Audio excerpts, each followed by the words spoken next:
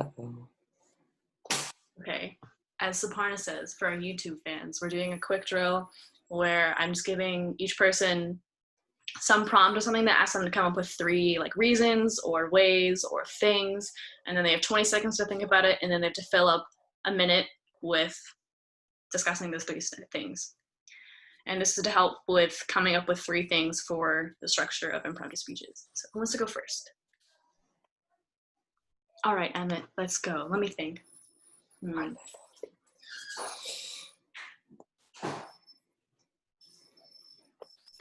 Okay, Emmett, give me 3 animals. No, let me think.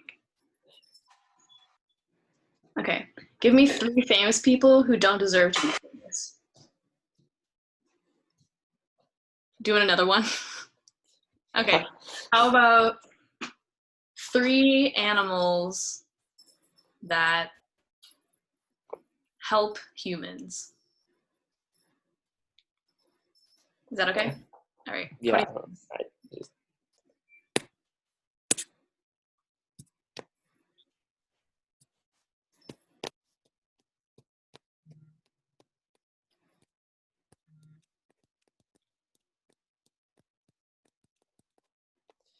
Just a quick question before I start.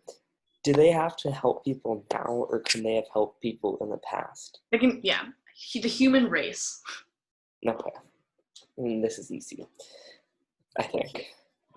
Hopefully. So, 3 animals that have helped people either now, or either are helping people or helped them in the past are dogs, horses, and just birds in general.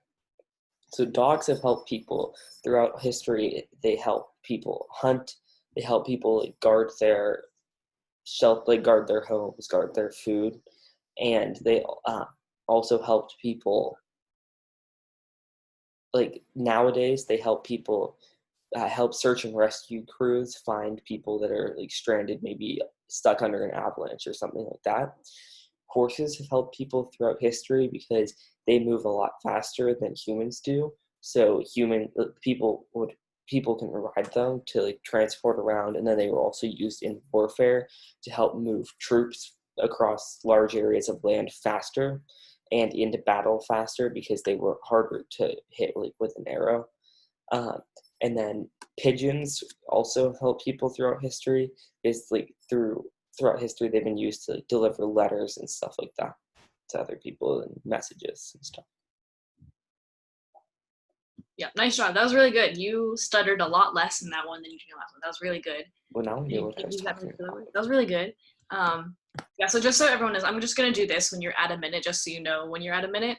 That was good. I got the feeling you could have like talked a lot more, which is good. Very concise. I got your points very clearly, and that was about a minute and 20 seconds. So that was really good. Who wants to go next? I go. Okay, Gabby.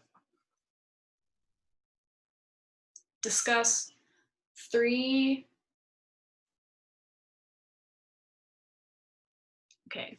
Discuss 3 events in history or current events that were important. Sorry, Emma, you're probably like, this is so much easier. I'm just trying to... I wanted the one Emma had previously, like 3 people that were really famous, but okay. Okay, you do want to do that? Oh wait, but you already had time to think about that one. Yeah, so. yeah. I that would have been so good. Like. Okay, do you rather have a different problem? No, I'm good. I have time to think about that. I don't have time. Okay. History of historical events. 3 events. Okay. You can hear. Have 20 seconds to think. Okay.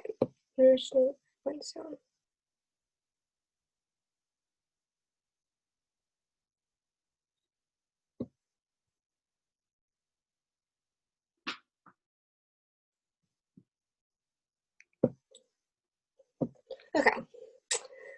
Throughout history, there's many events that are important, but the ones I choose today are the coronavirus, the American Revolution, and women's suffrage, and to women's suffrage. The coronavirus pandemic has been shaping our everyday lives and probably will shape our lives into the way distant future. It will change things for us for the better or for the worse by putting us in an economic crisis and making things less food and less money to go around for the American people. This will probably prevent some of us from getting jobs when we're older because less jobs are needed unless you become an essential worker of some sort. Another event was the American Revolution. The American Revolution is very important because we got free from Britain and it shaped the country. It's literally where we are today. If we didn't get free from Britain, we have English accents and it would be good to have one English accent. But we would have a monarch, and monarchy is not good, but the president is also not good because our government's kind of corrupt right now, but it will get better, I hope. The end of women's suffrage was also very, very, very, very important because it made men and women closer to getting equal. They're not quite equal yet, because as you said earlier, like a few times ago, a woman makes 74 cents for every dollar a man makes. The end of women's suffrage allowed them to vote and it's causing us to get more equal to men. Even though things are not perfect right now, it will get better. In 249 years, according to one research survey. Yeah, nice job. Okay, yeah, that was 1 minute 50 seconds. That was almost, what's it called? Almost 2 minutes. So that was really good. Yeah, like you talked about it very well. You didn't use that many filler words. Felt like you knew what you were talking about. And obviously those 3 events, I agree, were very significant. That was really good. Lily, you ready? Okay, yeah. Okay, what do you think? Wait, I have a question. Mm-hmm. Can it like not be related to like government? Because I know like nothing about that. Okay, yep, no problem. I'll make it not about government. Okay, let me think. What are some things you know a lot about? Pop culture, I guess. Like movies. I don't know. Let me see.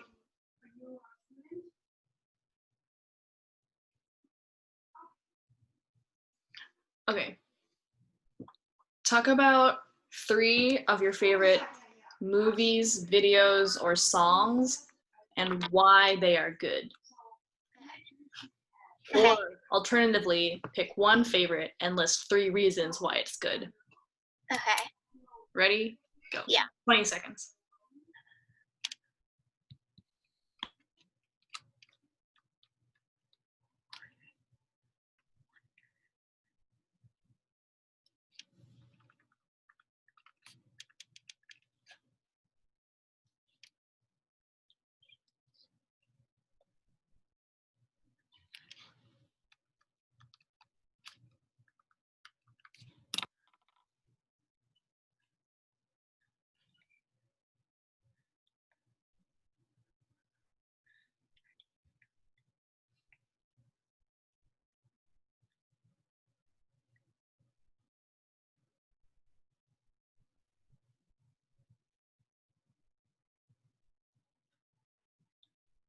I think I'm ready. I think you're muted. Okay, yeah. Sorry, I totally lost track of the time. Sorry, I was looking at something else. Okay, go. The entertainment industry has many great films, books, and TV shows, but 3 that stand out to me are the book Wonder, the movie Little Women, and the movie Crazy Rich Asians. The book Wonder has a great lesson of being kind, which I think is super great for younger readers as that is what it is geared to. However, I think it could be enjoyed by any age in this generation. The movie Little Women was really interesting to me because I loved how it focused on Joe not being your typical girl in that day and age and standing out and not being ashamed of it, which I think is super important for younger girls now to know that being different is not bad and is not bad at all, and sometimes you should stand out. Finally, the movie Crazy Rich Asians really stood out to me because in the entertainment industry, Asian representation isn't super huge, so having a movie full of Asian representation was really important to me. And the entire cast was so amazing, and the movie was really funny and enjoyable to watch, and I could watch it a million times and never get sick of it. Oh, sorry about the timing issue. I guess I shouldn't apologize to you. I should apologize to Gabby and Evan because I gave you a little bit too much time. But yeah, that was good. You talked for about 1 minute and 20 seconds. That was really good. Almost no filler words, almost no stuttering, which I guess the 30 seconds helped with. Sorry, Gabby and Emmett. Next time you'll only get 10 seconds. No, I'm kidding. But yeah, that was really good. Okay. I think we might have time for one more round of that, or we could just go straight into our last practice round. What do you guys want to do? We go straight into the practice round. Okay, sounds good. So I will pause. Oh, you're muted. When I was a kid, I had a crush on Percy Jackson. I just thought he was so cool with his water powers, and he's a Greek god. But now I think about it, the Greek gods had too much power in his as most powerful people in the world.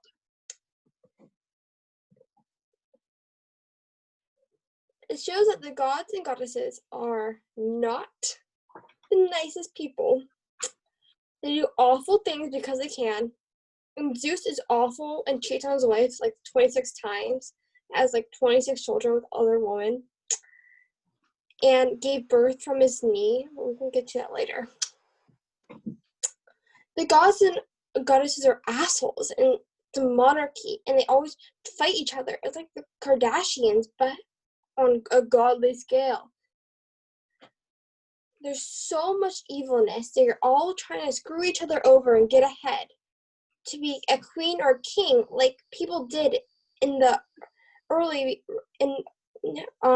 what people are doing still in Britain. Well, they want Queen Elizabeth to die so Charles can take power, and when Charles dies, another person can take power, and they all are just gonna huzzah, powerful people.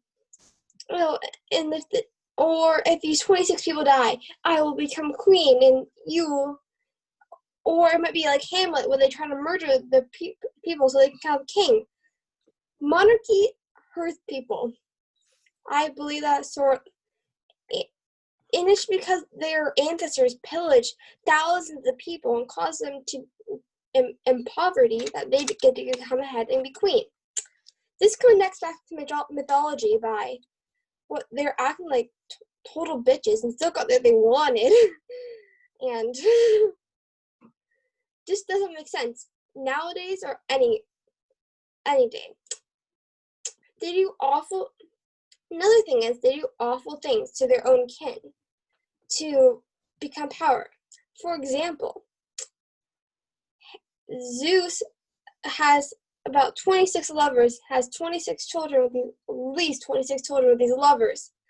And Hera's like, haha, Zeus, I'm gonna get back at you. So she's like, I'm gonna have a baby all by myself without your help, Zeus. So she tries to have a baby by herself, and it's very ugly. So Zeus kicks it off Mount Olympus and makes it uglier because it's like limped.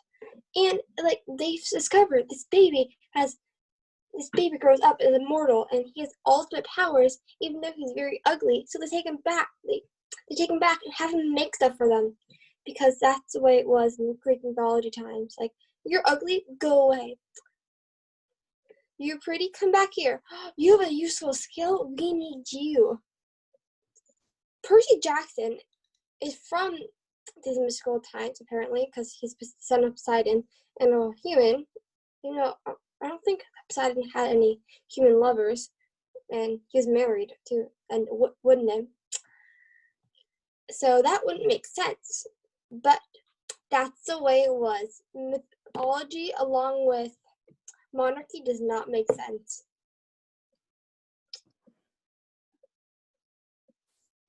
Okay, was that at the end? Yes. Okay, awesome. This is a really quick thing. Make sure at the beginning of your speech, ask if the judge is ready first. I was ready, but that's just like a formality. And then at the end, you can say thank you at the end just to indicate. Thank you. Yeah, that was good. Yeah, so I liked how you kind of took my advice from last time. I said, like, you can go on tangents and form those tangents into a speech. One, like the tangents made sense, especially in terms of like your first point where you're talking about how monarchy is not good and the Greek gods represented kind of a monarchy, and then in real life monarchy is not good. That was like a nice way to loop around. One thing I think you could have done is differentiated your points a little bit more. And I think walking could have helped with this, but if you can do it with your speech without walking, that's ideal. So I couldn't really tell the difference between your first and second point. I didn't realize that you were talking about your second point because when you were talking at first, I thought that was your first point, but then you went on to your third point, and I realized that you had already talked about your second point. So differentiating by just saying something like first, second, and lastly, stuff like that will help. Yeah. What was also, my time? Oh, your time was 3.5 minutes. Okay. It's better from the last time. It was like 2 minutes. Yeah. It was a flying there. Yeah. Also, this is another kind of small thing, but swearing usually isn't good. Judges won't like take points off for it, but depending on who your judge is, they might just think that swearing is not a good idea. So if you have Mr. Matusiak always uses the example of like, if you have a nun as a judge, then you're not going to want to be swearing. So I would try not to swear very often unless it's like a very important part of your speech. What else? Oh, yes. So I liked how you talked about like the examples with Greek gods and stuff, but I would definitely try to tie it back to values and ideas. So you did that well in your first point because you talked about how monarchy is bad because they treat everyone else worse and they only get to where they are by exploiting other people and making everyone else peasants and stuff. So in your other points, I would definitely try to bring it back to some kind of value or idea, because if you just go onto a tangent about how like Zeus cheats on his wife all the time, it's kind of like, oh, that's cool, but like, why do I need to know this? So you're saying, I'm telling you this because in Percy Jackson it's shown that even though Greek gods were worshipped, like these are the heirs and we shouldn't worship those kind of people, but all the things that can go wrong. So yeah, I like how whenever you had Percy Jackson, you branched out. Oh wait, so I think now it's actually Lily's prep time is done. But yeah, overall, try to differentiate your points a little bit more and tie everything back to an idea or a value. Okay, sounds overall, good. that was like a lot better. So nice job. Okay, let's. Judges. Judges ready? Yep. Soprano, you ready? Yes, ma'am. All right. One of the most popular book series is Harry Potter. Though Harry Potter is the main character, Dumbledore is definitely a character to remember.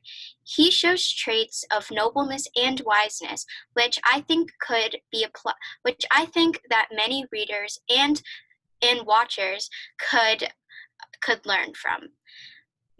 First, my parents flew to Vietnam to adopt me and my brother whenever we were babies. As they're a gay couple, they knew they would already be discriminated, but they came anyway, and I'm super thankful because I wouldn't be where I am without them. In Vietnam, they were often stared at and teased, but they continued through with the adoption. You got it.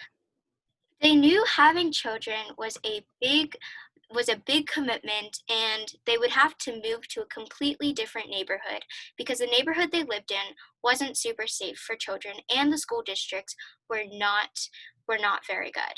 They gave up everything to help me and my brother start a brand new life in America. This is similar to Dumbledore because Dumbledore sacrificed himself and let Snape kill him to save the wizarding world, though he knew it could hurt him in the process. Second, firemen are also very similar to Dumbledore. Firemen give up their lives and devote their entire career to saving people's lives. If there is a fire, they will run in without any hesitation with the mindset of saving people's lives. This is similar to Dumbledore because Dumbledore took in Harry when he was a baby and dropped him off at his aunt and uncle. He knew that it may hurt him in the process, but may hurt Harry in the process, but once Harry came to Hogwarts, he could actually train him. from the start, he knew Voldemort was not go. He knew Dumbledore. He knew Harry Potter was not was. He knew Voldemort was not gone after the murder of Harry's parents. He in the end killed himself and defended Harry when in the 6th movie or the 6th book, and knowing he could die in the process, but he did it to protect Harry. Lastly, Mother Teresa is very similar to Dumbledore because she devoted her entire life to helping the sick and the poor. And though she was not rich by any means, and she wasn't in the best shape, she still helped people. She still continued to help people all throughout her life, eventually winning her Nobel Prize, something like that. This is similar to Dumbledore because he was progressively dying throughout the series because he is very old, but he still devoted his entire career to bringing good into the world and saving the wizarding world from the evil. Though Dumbledore is a fictional character, he does relate to my parents, firemen, and Mother Teresa. Dumbledore has traits such as being noble and being wise that could really be applied to our society to help the world become just a little bit better. So the next time I open a book, it'll definitely be Harry Potter. Oh my god, that was terrible. Okay. I think you're muted. Yeah, that was that was really good. Also, that was 4 minutes, so that was by far the longest speech we've had so far. That was really good. Yeah, I know that maybe you thought the ending part was a little bit awkward, oh, it's gonna be Harry Potter, but that was your whole speech was very good. I liked how your structure was. You tied it back to the topic each time, and then at the end, you tied it back to some sort of value or idea. So you said all the things that these people do and all the things that Albus Dumbledore represents can help our society. So one thing I think you could have done at the end, although I know it's hard because at that point you're just what am I even talking about anymore? You can go back to each individual thing. So you could say having sacrifice and be unafraid in the face of danger, like firemen, and always put others in front of yourself, like Mother Teresa. If we were able to emulate all of those values in society, we would live in a much more peaceful, we would have much better lives and stuff like that. So you were totally on you did really well with that because you talked about how Albus Dumbledore is the kind of person that we should have in a society. But in your conclusion, you can go a little bit more in depth with that and just discuss a little bit before you end. But honestly, that was really good. That was, I think, one of the best speeches you had so far. So that was really good. I don't even remember half of what I said. That's how it goes. But that was really good. And you didn't stutter too many times. I think a couple times you repeated in the middle with the firemen, or I don't know. There's a point in the middle where there's some notification, but there's not distractions in the room usually, so you should be fine on that front. But that was really good. That's really good. Yeah, I also thought that was really good. I really liked how you didn't just go off of Harry Potter. You had a lot more to say about Dumbledore, so you talked about him instead. You kind of branched off. But yeah, and then also I was gonna bring up the idea that you should talk more about his qualities than about examples, but you did tie it really well. You tied it together really well at the end. You could go a little bit more into specifics, but that's a really small thing. You did end up relating it to society and how it could help people overall. One thing that I do think that you could fix a little bit, it's not a huge thing, is your hook. You can make it, just a little bit more of a personal story or something that it's kind of general right now, and it's something that I really struggle with too. Something that Miss Taylor always recommends and tries to do is come up with hooks beforehand or general hooks, which isn't always a great thing. I've tried to do that, and it kind of feels like it's a waste of time, but it also does help. There's some very general ones also that I've heard Mr. Matusiak use and I've tried to incorporate, but then I've just gotten feedback that it sounds like very vague, very general, and like it was a weak connection. So I would recommend using more of a personal story that relates in some kind of way. Like when I was younger, I used to read Harry Potter all the time, or something like that. Just anything specific about Harry Potter that you can think of. And then talk about how you really realized over time that you didn't appreciate Albus Dumbledore for the qualities that he has, something like that.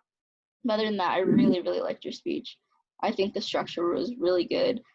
You had your thesis. It was really clear when you were moving on to your next points. And I liked all the examples that you used. It kept your speech entertaining the entire time. Yep. Yeah, hooks are always like difficult, and yeah. You might find You recording. Yeah, okay. Yeah, so we're just gonna give some general feedback, and then we're gonna be done. So we're gonna go first.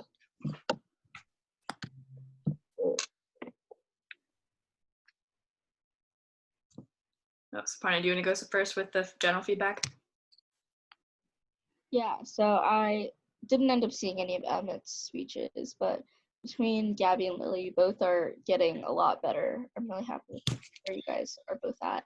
I think general feedback, you guys are doing pretty well with